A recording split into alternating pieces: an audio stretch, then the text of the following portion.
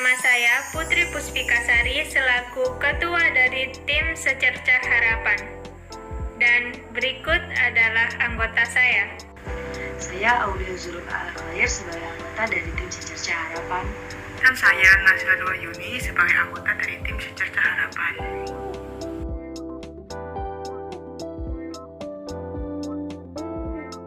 Pangan merupakan segala sesuatu yang berasal dari sumber hayati produk pertanian, perkebunan, kehutanan, perikanan, peternakan, perairan, baik yang diolah maupun tidak diolah, yang diperuntukkan sebagai makanan atau minuman bagi konsumsi manusia, termasuk bahan pangan tambahan, bahan baku pangan, dan bahan lainnya yang digunakan dalam proses penyimpanan, pengolahan, pembuatan makanan, atau minuman.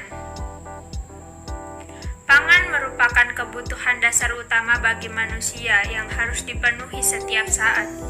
Hak untuk memperoleh pangan merupakan salah satu hak asasi manusia, sebagaimana tersebut dalam pasal 27 Undang-Undang 1945 maupun dalam Deklarasi Roma 1996. Pertimbangan tersebut mendasari terbitnya Undang-Undang Nomor 7 1996 tentang pangan. Sebagaimana kebutuhan dasar dan salah satu hak asasi manusia, pangan mempunyai arti dan peran yang sangat penting bagi kehidupan bangsa. Bagi Indonesia, pangan sering diidentikan dengan beras karena jenis pangan ini merupakan pangan pokok utama. Pengalaman telah membuktikan kepada kita bahwa gangguan pada ketahanan pangan seperti meroketnya kenaikan harga beras pada waktu krisis ekonomi 1997-1998 yang berkembang menjadi krisis multidimensi telah memicu kerawanan sosial yang membahayakan stabilitas ekonomi dan stabilitas nasional. Karena kebiasaan masyarakat Indonesia yang terlalu bergantung pada bahan pangan beras, maka hal ini berdampak pada tingkat produktivitas sumber bahan pangan karbohidrat lainnya menurun.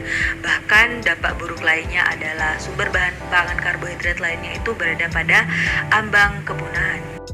Dilansir dari Detik Food pada tanggal 5 Juni 2020 yang menyatakan bahwa terdapat 5 bahan makanan yang akan punah hanya dalam hitungan waktu beberapa tahun ke depan. Pada artikel terlampir ini juga menyebutkan bahwa perilaku konsumen memerankan peranan penting dalam ekosistem bahan makanan.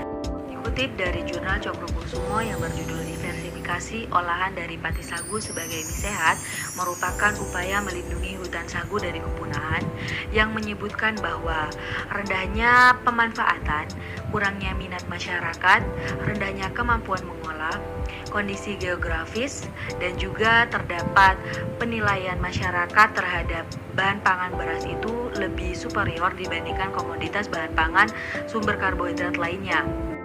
Dikutip dari jurnal yang berjudul Revitalisasi Usaha Tani Sorghum Daerah Lahan Kering untuk Konsumsi Pangan Alternatif Lokal di Desa Loloan, Kecamatan Bayan, Kabupaten Lombok Utara, yang menyebutkan bahwa sorghum akan menghilang secara perlahan sehingga generasi muda saat ini tidak akan mengenal apa itu sorghum.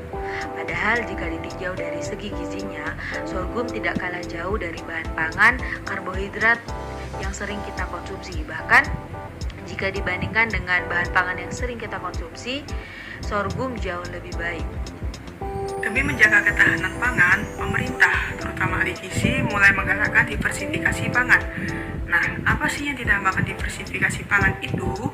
Diversifikasi pangan adalah program yang dimaksudkan agar masyarakat tidak terpaku pada satu jenis makanan pokok saja. Namun, diharapkan masyarakat terdorong untuk juga mengonsumsi makanan pangan lainnya sebagai pengganti makanan pokok yang selama ini dikonsumsinya. Dengan berlandaskan hal tersebut, kami mengangkat judul Unity in Diversity yang berarti Bhinneka Tunggal Ika atau bersatu dalam keberagaman. Dengan keberagaman sumber karbohidrat yang ada di Indonesia ini, diharapkan keberagaman tersebut dapat bersatu, lestari, dan terhindar dari kepunahan. Salah satu komoditas sumber karbohidrat yang akan kami angkat produktivitasnya adalah sorghum. Dibanding nasi alias beras, sorghum diklaim jauh lebih unggul dalam hal nilai gizi. Data Departemen Kesehatan RI mencatat bahwa sorghum memiliki kandungan protein, kalsium, zat besi, fosfor, dan vitamin B1 yang lebih tinggi dibanding beras. Sorghum juga diklaim baik dikonsumsi penyandang diabetes, lantaran kandungan gulanya yang rendah, yang dimana hal tersebut sangat baik dikonsumsi, terutama di Indonesia. Karena prevalensi diabetes di Indonesia sendiri yang sangat tinggi. Prevalensi pasien pengidap diabetes di Indonesia mencapai 6,2%, yang artinya ada lebih dari 10,8 juta orang menderita diabetes per tahun 2020. Nasi beras mempunyai indeks glikemik di angka 70, sedangkan sorghum hanya sebesar 41, yang dimana sorghum jauh lebih baik untuk pencegahan dan untuk penderita diabetes sendiri. Selain untuk penderita diabetes, bagi mereka yang telah melakoni diet, sorghum juga bisa jadi kawan bersantap yang ideal. Perut terasa lebih kenyang lebih lama karena kandungan seratnya yang tinggi. Selain dari segi gizi, ternyata sorghum juga mudah ditanam dan dapat ditanam di segala cuaca, termasuk kering sekalipun. Hal ini tentu sangat menguntungkan petani Indonesia yang cuaca wilayahnya tidak menentu. Hal tersebut dikutip dari https://indonesia.go.id tentang kategori pariwisata sorghum pengganti nasi yang kaya manfaat. Nah, dari keunggulan tersebut, sorghum dapat dijadikan pengganti makanan pokok selain beras. Untuk meningkatkan keinginan masyarakat untuk mengonsumsi sorghum, kami mempunyai ide untuk mengolah sorghum menjadi mie. Karena seperti yang kita tahu, bahwa tingkat konsumsi mie di Indonesia sangatlah tinggi, terutama pada mie instan. Konsumsi mie di Indonesia sebanyak 12,6 miliar porsi pada tahun 2020. Jumlah itu meningkat 120 juta porsi atau 0,96% dibanding pada tahun sebelumnya. Melansir dari Statista, jumlah tersebut merupakan yang terbesar kedua di dunia. Urutan pertama masih ditempati oleh Tiongkok, yang konsumsi mie instannya mencapai 46,3 miliar porsi pada tahun lalu. Besarnya konsumsi mie instan di Indonesia terjadi karena menyasar pada kelas ekonomi. Selain meningkatkan ketahanan pangan, mudah penanamannya bagi petani, baik untuk kesehatan terutama penderita diabetes. Salah satu manfaat mengganti beras dengan mie sorghum dapat menurunkan tingkat impor beras di Indonesia. Seperti yang kita tahu bahwa Indonesia sangat bergantung dengan bahan pangan beras, bahkan muncul mindset pada masyarakat bahwa belum dianggap makan jika belum mengonsumsi nasi yang berakibat pada melonjaknya impor beras.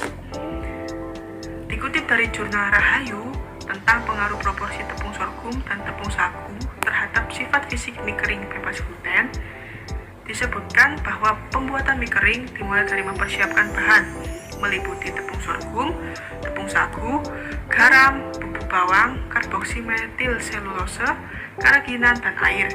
Tahap pertama ialah pembuatan saus sagu dengan menambahkan air mendidih pada tepung sagu. Suspensi tersebut dipanaskan sambil diaduk hingga tergelatisasi. Pencampuran selanjutnya yaitu saus sagu dengan seluruh bahan kering lainnya dengan menguleni bahan selama 10 menit.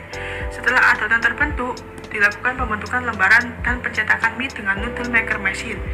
Mie hasil pencetakan disusun rapi pada loyang.